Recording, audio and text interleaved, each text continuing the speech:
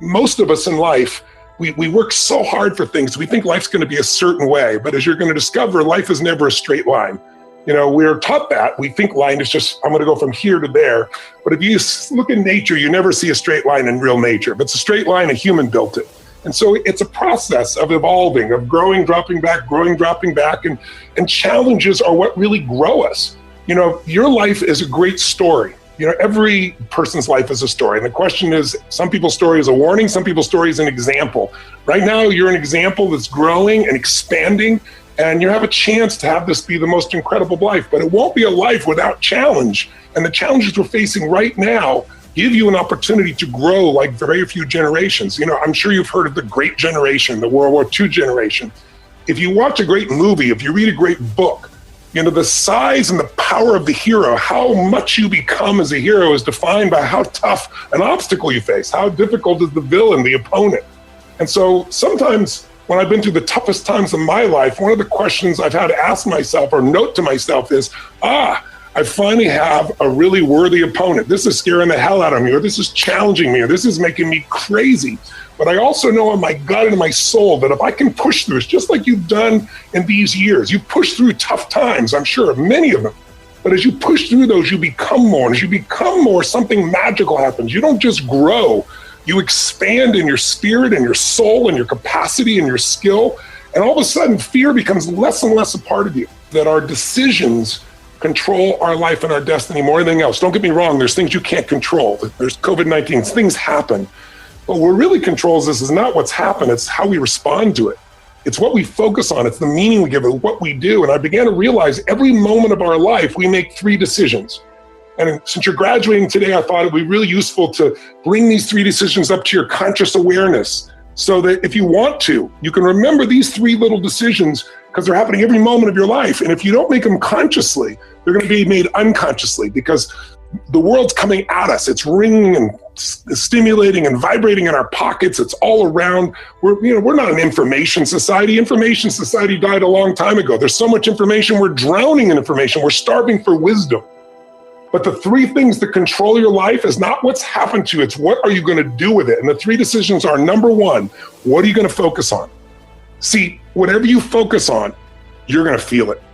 Whether it's true or not, doesn't matter, you're going to feel it. Have you ever had thought somebody came to you and said, a friend of yours, they did something behind your back, and you went, no, that's not true. And then 2 of them said, yeah, they're trying to do, and you got hurt. Like, how can my friend do this? And then maybe got angry. And maybe you confronted them and then found like an idiot because you found out they never did what these other people said and you felt like a dummy. You ever had an experience like that? Or did you ever worry about something so much was going to happen and got your guts wrenched out inside of you, and anxiety or frustration or fear or whatever, and then it never happened? How often does that occur? More often than not. See, most people's brains, we have 2 million-year-old brains, so we tend to run to the worst case scenario because it's survival. And then we're going to fight, or we're going to flight, or we're going to freeze, hope it just goes by us and doesn't hurt us. But we're more than just our old brains. We have the ability to create life on our terms. I always tell people, you're not the manager of your life experiences, you're the creator of your life. Your creator's giving you the ability to make decisions. But the most important one, start one, is what are you going to focus on? Because focus equals feeling. If you focus on something, you're going to feel it. It's going to feel real to you, even though it may not be real in reality. So let me give you a quick test. Please try this out for yourself right now.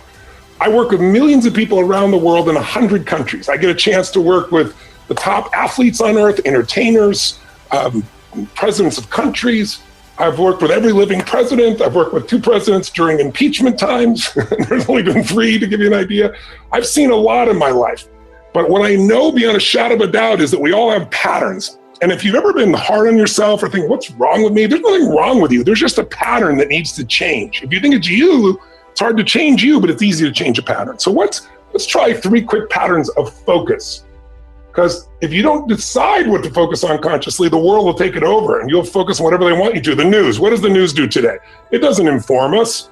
That's not their job anymore because they need your attention. They're fighting. We're an attention economy. So now they don't inform you. They don't educate you. Their goal is to startle you. Every great editor knows if it bleeds, it leads. If it's painful enough, if we can stagger it, if it can tease you enough, if it can upset you enough, if it can excite you enough, you're going to click on it, and that's how they get paid. They're not bad people.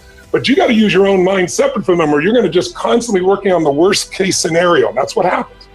So here's 3 patterns.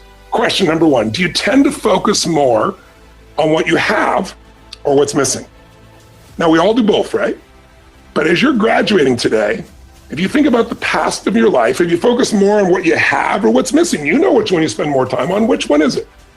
Now, when I do seminars, 10, 20,000 people, and if I was there with you live, I'd ask and see a show of hands. And usually achievers, and you guys are achievers, or you wouldn't be going to a school like this and pushing like you have.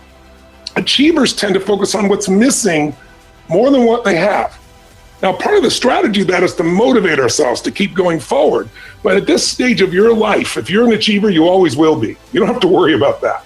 But if you're constantly focusing on what's missing, then how can you ever sustain happiness? And if you achieve everything you've ever dreamed of and you're unhappy, what's the quality of your life? What is success? What is failure? Failure is not being able to do anything meaningful in your life. Failure is living in frustration, anger, and sadness all the time. Success is finding a way to grow, to expand, to love, to contribute, to make a difference. And so in our minds, the more we focus on what's missing, the more overwhelming it becomes for us. And my gosh, right now, it'd be so easy to focus on what's missing. I can't get together with my friends at the same level. Can't even touch some people. There's all these things we could focus on what's missing. Or we can focus on what we have. What we have is each other. What we have is a bit chance to be healthy and strong. What we have is a way to change our world. What we have is our creativity and our answers. We have anything we want to make happen. And you're at a stage of life where you get to write the story of your life, and you're going to make tons of mistakes.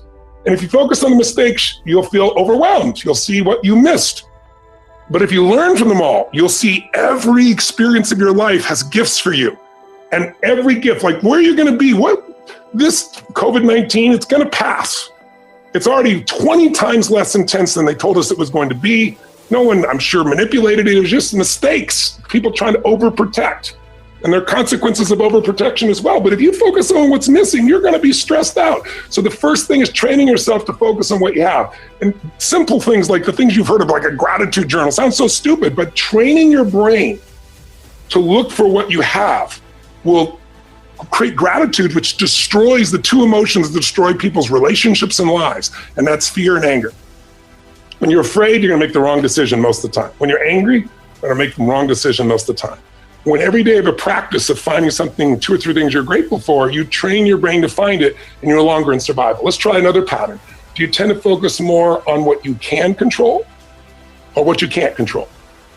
Now, when I ask this in my seminars, people that come to an event usually are people that spend time, energy, money, so they want to take control of their finances or their business or their life or their relationships or their body or their athletics or whatever. And that's my job. So most people there focus on what they can control. But most people in society focus on what they can't control. And that'll just make you angry or stressed or sad or overwhelmed. Can you see that pattern? Think of it like software. It has nothing to do with you. If you take anybody's brain and put these 2 together, keep focusing on what's missing and what you can't control, what do you have to feel? What would anybody feel that constantly focuses on what I don't have and what I can't control that's outside my control? You're going to be stressed. You're going to be pissed off. You're going to be angry. You're going to be sad, or you're going to be depressed. In fact, I ask people all the time. I say, how many of you know somebody who is on an antidepressant medicine and they're still depressed? And 2/3 of the room, sometimes 80, 90% of the room raise their hand. They know somebody who takes antidepressants and they're still depressed. How's that possible? Because all an antidepressant does is numb you. It doesn't take care of the source, which is what you're focusing on, which is creating your feelings. Does that make sense? And so the third pattern would be, do you